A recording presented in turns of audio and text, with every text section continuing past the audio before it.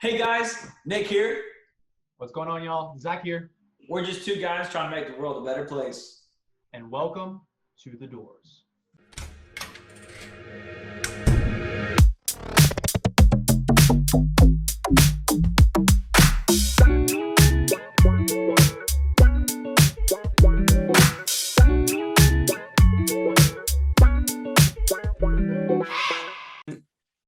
Go. What is going on, everyone? Welcome to the Doors, where we are the developers of our own opportunities, reinventing success. I am your co-host, Zachary. And I am your other co-host, Nicholas Sternloff. And let's open up some doors today. That's right. If y'all knew how long it took us to get the delay out of this, whoo-wee! We've sat here for almost 2 hours just trying to make sure that we can talk back and forth properly. Oh my gosh, like the ins and outs of podcast recording that no one thinks about. Yes. Nick, what was it, up to a 5-second delay? And we would get it back down so where it would be 1 or 2 seconds, and then it would be back up to 5 or 6. It's like, what in the world's going on? But like that's like you gotta have patience. You gotta have patience, and that goes really great into honestly what we're talking about today. And like, I don't know honestly how this topic came up. All we knew is that we needed to talk about it. And I mean, everyone deals with it. Everyone has this in their life. Everyone has in some sort of fashion. It's just, do you put your attention towards it properly? You know what I mean? Something we have to properly address it. And it's going to be an important stage throughout our entire life, from childhood into adolescence, then into adulthood. We're constantly going to be focusing on this state of being, where we can realize our own abilities, realize our own traits. And then this kind of allows us to deal with the coping of, the stresses that come, the traumas that come. So Nick, why don't you introduce them to our topic? All right. First, I want to let you guys know, listen, again, what we talk about is based on our experiences and the research that we continue to do, especially for this episode. This is about our own experiences. And I want to make sure that you are attuning to your own experiences and the things that you go through in your life and the research you do yourself before coming to any conclusions about what we do. Because at the end of the day, it's your life to live and you have to live it that way. So to bring you today's topic, it is mental health. Mental health.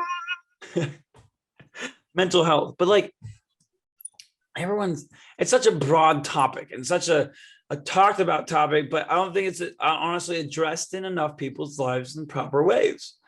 And we're honestly just going to break it down today through some of the experiences that we've had in our own lives and how it might be able to help you, or maybe be able to see a different way of viewing things so that you might be able to take something away from that. Well said, Nick. And it could be so many different avenues or domains, if you will, mental health: physical, intellectual, environmental, vocational, social, emotional, spiritual. We're not going to dive into each one of those. Because there's so many. We could sit here for hours and hours and dive into, okay, well, this will help your spiritual health. Okay, this will help your intellectual health.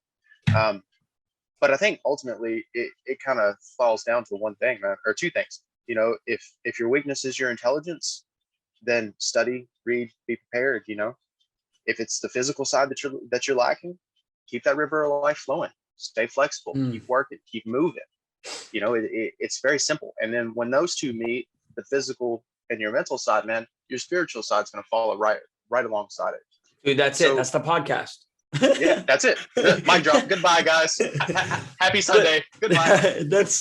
But he's right. And like, honestly, we were sitting there, when we were doing our research and we're talking about this yesterday, like we were coming, or even through this whole week, we've been talking about how we really wanted to like bring this up, because there's no wrong way to do this, but we wanted to do this in a way that really resonated with y'all. Because when we first really addressed mental health, it was around the same exact time. I mean, we were both going through some really depressed times. We just had our girlfriends break up with us, or we just got broken up with. We just got out of relationships. We didn't know our direction. I'm gonna speak for myself, and Zach can speak for himself afterwards. But I was living in a room with no windows. I was working 60, 70-hour weeks. I was going to school. It was monotonous. It was over and over the same thing of things that I didn't want to do. And I was like, it got to where this wall built up and I didn't know what to do. And like, I just felt so clouded. And at one point that wall just broke down, and all that I had left was, what do I do? What's my next move? How do I move forward? And that's when I really started to look at the brutal truth of things. It's when I started to look at, where am I? What am I doing? What am I spending my time doing? And I like, and the most important part about that, again, like, is I broke it down, but I was 100% honest with myself in those. And when I finally got to that breaking point, I finally got to this part of my life where I didn't know what to do. So I finally just started being completely honest with myself and accepting where I was and what I was doing. And that came with self-actualization, of writing things down, or meditation, or talking to people about my emotions. And that's when that was the start of my change into actually becoming a little bit more mentally healthy. I love it, man. We talked about the other day, the conversation we had on the phone about, there's power in acceptance, there's power in surrendering of yourself. And, for me personally, I just, I think about when the Doors started, where it was, and I'll give you guys a little insight into it, because people say 2020 was a terrible year for me. No, 2019 was my terrible year. I feel you, dude. But so it started out with, I left a job at the pain clinic I was working out. I was managing the place at the time. I took a job in Bowling Green that I thought was going to make me more money and make my family a little bit easier, make it a little bit better for us. So as I'm doing this, I'm driving back and forth to Bowling Green. My granddad's having really bad problems, and he ends up passing away during that time. And that just hit too, because we've always had him around, like he's always been head of household. So that was hard. Well, my grandma gets really sick. She battles her way back through cancer to a point then where she becomes paralyzed from the waist down. They had to do this procedure where they put concrete in her back, man. And after that, it just, her will, you could just see her will to live was just defeated, And so she ends up dying, man. And so that's 2 grandparents down in a year. So I have no grandparents, like that's just it. They were gone. There was no, I got to go say goodbye because I was too busy trying to chase something that didn't serve me, So speed things up a little bit to August. We're about to get into going into her funeral. I had left my job in Bowling Green because I was just empty, man. Like I had this yielding in my heart that this wasn't what I was supposed to be doing, and I didn't know how to follow it. So the only thing I knew to do was just, follow my internal instruction, if you will, follow this voice that I've been ignoring for so long, whatever you want to call it. So it told me to leave that job. It told me to get back to what was me. So I come back, man. I'm literally just studying for this military test because that's what I thought I was going to do at the time. And my ex, she was a big part of it all, man. And I love this girl to death. Like I wish her the best of luck in anything she does. But she's one of the catalysts to this movement, to my mental health, to being able to open the doors in my own life. So I go, and it's time for my granny's funeral. I deliver like a little speech, and then I get a call, that day, hey, they're repossessing our car. I can't do this anymore. And it's not like I can sit there and blame you or blame anyone else but myself for that situation I was in. So let's go 3 weeks after that. So 3 weeks after that, my ex left, all this stuff has happened to me. I had 3 Huskies at the time. And this one specifically, she was really dear to me because throughout college, I had her. She was, I've had her since she was a baby. She's a puppy, beautiful husky, blue eyes. And she got really sick in like the span of 2 days. And it was so quick that when we took her in, her platelet count, we did blood transfusions, spent almost $1,500 I think it was almost around $2,000 trying to get her fixed, man. And then she ended up passing away. So it was all this loss, man, all this pain, all this suffering. And it put me in such a depressed state, like a state that I didn't want to come out of this, And I think we all get to this state. But I mean, and before you go any further, go.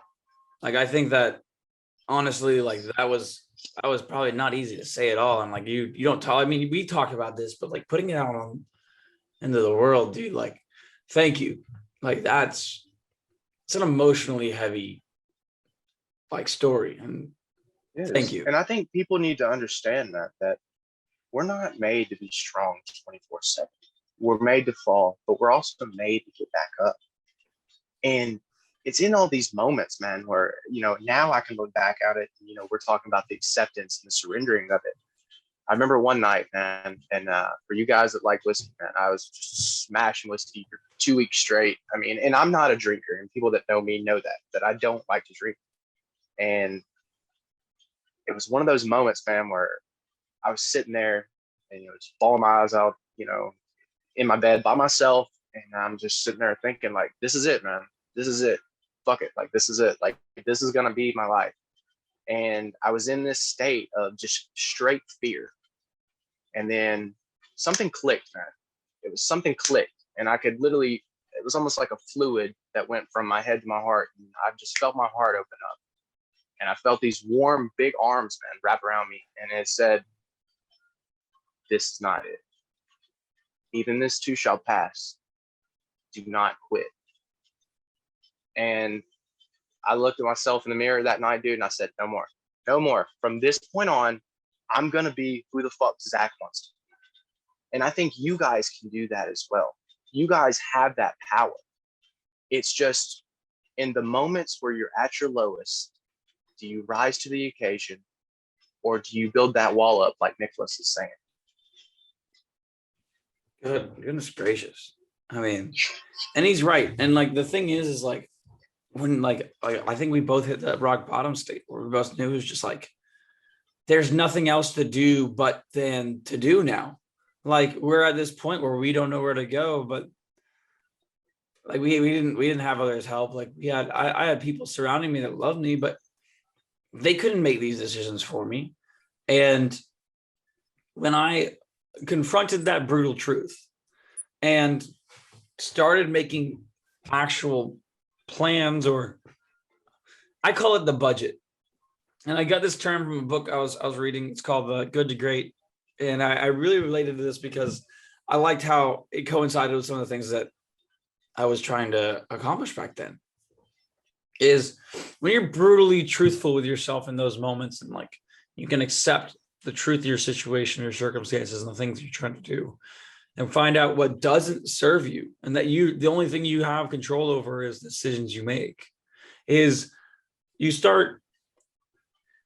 I'm gonna explain the regular term of a budget, where you think of, we're gonna budget our time, budget our money to do these things.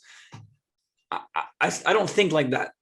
I think of like in a different perspective. Is you have a lump sum of cash, you have a lump sum of time, and you can either you're allocating it to a certain amount of things in a certain in increments. At the end of the day, what you have to realize though is that a budget is to move away from things that don't serve you and stop spending money or time on those things and start investing your time and money into things that do serve you, or that are going to help you, or they're going to push you forward. And that's when you really start to, when you break down that brutal truth and you start to really invest your time. Okay, what do I need to start putting my time and effort in? What's interesting enough is that what really me and Zach started putting our effort into was communication. It was into the doors, it was into physical fitness, and into friendship. And meditation, self-actualization, and the studying, constantly reading, writing. Yeah. Finding things that really What's going to serve you? What's going to serve your future? What moves in the moment can I make that are going to really make me a better person when tomorrow or the next day or when I need it eventually? And thus the Doors was created. And like, it was interesting enough because we started this movement while we were in relationships, and we had this idea and we're like, wow, this is really great. And then we just backed off. And what really happened was we both hit rock bottom, and we met up one day and we were just like, wow. Let's do this. Let's do this. Let's do this. Let's Like, be better whoa. people. Let's be the people that we needed. You know, we didn't Yeah. have those people. So in turn, let's be the people that we need. Yeah. Let's try to uplift individuals. Let's try to become self-actualized. Like, because we get one go around, man. We get one go around at this. So why not give it everything we have? You know, when I was in that moment, 2019, man, I know a lot of people have probably read this book by now, but it was when Can't Hurt Me by David Goggins had first came out. I instantly bought it, man, because I'd followed him for a while. And he's talking about this point in the book, man, where it gets to a point where you have to control your emotions. You have to control the way that you talk about yourself. You have to control your perspective. And it was like this feeling of untapped potential that I knew that deep down I have, and that I know you guys have. It's there. It's just, do we do enough to bring it out? And I think that's what coincides with mental health, is because there's so many doors that you can open, good or bad doors, you know, detrimental or positive doors. It's which ones are you going to tug on? Which ones are you going to stick your foot through? Which ones are you going to kick in? Damn right. You know, and the dirty truth of it is, Nick, and I know this is going to suck to say, but one, there's no perfect time to do anything. I don't give a fuck what somebody tells you. There's no perfect time. Just do it. Just like do it, or don't, right. or don't do it. And just like he was talking And then about. my other one, hang on Go ahead, before go you ahead, go, go before you ahead. jump in. I just got to tell you guys, this is my biggest one, because this is what I had to tell myself. No one's coming to fucking save you. Whoa. And I know that may hurt, but I'm realist, and I'm going to be real with you, like I am with myself. No one's going to come fucking save you. Well, and that's go hang on. Go ahead. But you have greatness inside of you. You have a divine power inside of you that will be with you every step of the way, if you will let it. Go ahead, Nick. Sorry. But like, he's completely right. I think there's two really implications between this that's really great. Is you have to, like, if you feel stuck and you don't know what to do, you need to take a step out of the perspective you're in. You need to get out, because like where you are is a comfort zone. It's a place of comfortability, and you can't see outside the boundaries of your own, the walls that you've created that we talked about. Like, it doesn't even have to be anything crazy. Go outside and spend like a couple hours outside, and maybe with your journal, maybe just sitting down, writing some things down. Get some thoughts out of your fucking head, because the only thing that has no mass in the universe is information. And the only way to give it mass, to give it structure, to be able to actually deal with it, is give it actual mass. Write it down on a piece of paper. Speak it out into existence. These things are going to allow you to actually see where you are and how you can actually change the places you're in. And just like Zach said, is no one's coming to save you. What I've done is I've started becoming my own hero. Damn right. Hang on. Say it one more time. I started becoming my own hero. And damn right. I think it was either Matthew McConaughey or Jim Carrey, but they did in a commencement speech. We're talking about how their future self was their hero. And I was like, damn right. Like, if I want to create the future I'm going to create, and I want to be this person I'm supposed to be, I got to make moves today to become that person, because those moves will eventually lead to that.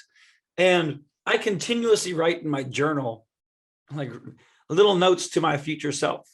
Or like, one of the things I said continually to Zach, I said it last year, like a couple times, probably a couple podcasts, is I'm making moves right now so that future Nick will look back and be like, damn, I'm fucking proud of you, past Nick.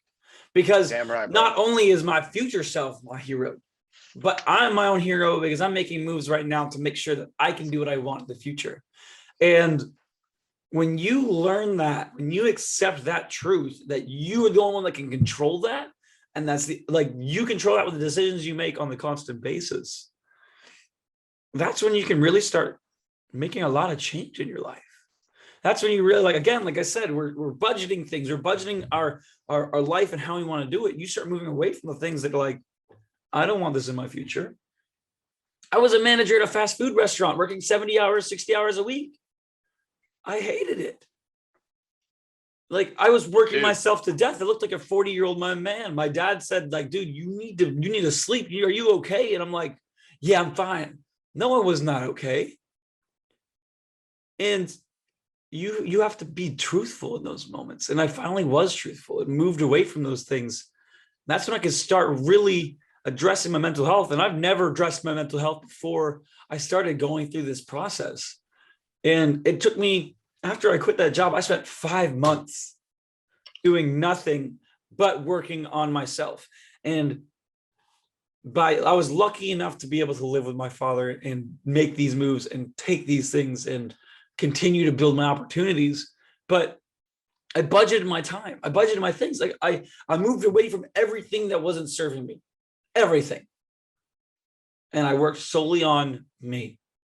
And you have to, I'm not saying, you might have responsibilities, you might have things you need to work on, you might have all these things that are holding you back, but there's always something that you can move away from that's not serving you, to help put more time into things that are going to serve you in the future. And this is the last thing we're going to talk about today, but it's so important that you realize this. Number one, treat yourself like someone you love. And by that, I mean, you're going to forgive most anything of someone you love. You're going to accept them for who they are. You're not going to see them as a burden, but as someone that brings a light to your life. And when you do that, you can forgive them for almost anything. You're willing to continue to be there for them because that's what you want to do. When you realize you have to do the same thing for yourself and take time to love yourself and take time to be okay with the mistakes you've made, because no one's perfect. And you understand that, wow, it's bliss, it's beauty, it's serene, it's love in its whole entirety.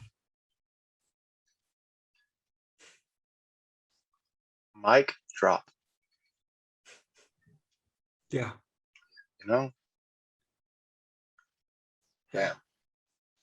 Man, I just think that's a good way to end this. I think this is a good way to end it. I like it. Drop it like it's hot, mofos. Well, y'all, I hope this helped you in some sort of way. And it's okay if you're not as far along on this journey as you want to be. It's okay if you have a lot more to go, because this is a lifetime journey. And as much as we're talking about this right now, is that we're always continually working on this. I'm not always happy. I'm not always this chipper-go-lucky guy. I get depressed too. I have anxiety, but as we grow, we learn how to deal with it. Exactly. As we continue to grow and become the people that we're meant to be and the people we want to be, because we're making moves towards that, we can start learning more how to deal with these things. And I just want to say that I believe in you wholeheartedly. And if no one told you today, I love you. I'm proud of you, and you can do this. With that, y'all, we're the developers of our own opportunities, reinventing success. And please go open that door today. Peace.